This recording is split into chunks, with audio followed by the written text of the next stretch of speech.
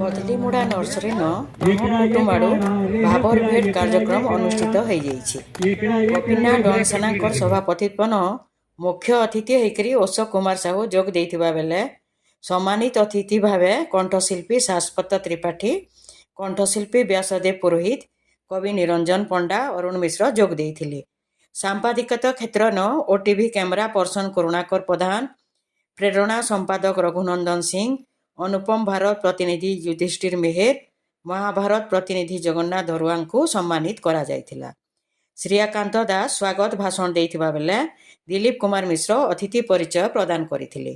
ସମ୍ପାଦକ ରାଜେଶ ଦଣ୍ଡସେନା ଉଦ୍ଦେଶ୍ୟ ଜ୍ଞାପନ କରିଥିଲେ। और मुख्य संपादक अर्जुन कुमार साहू कार्यक्रम के परिचालना करथिले। ये अवसर चलचित्र अभिनेता अटल बिहारी पंडा जन्मदिन अवसर अतिथि मान द्वारा अंगरा पत्रिका लोकार्पित करा जायथिला।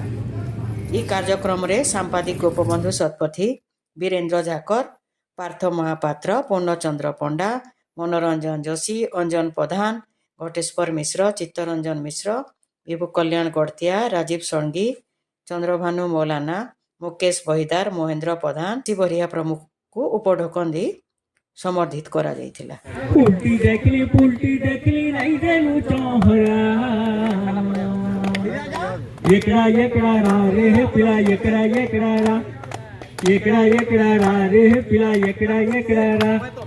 मुरगुला पी गली रे मुर झुमको झुमा चाली रे, मुरगुला पी गली रे मुर झुमको झुमा।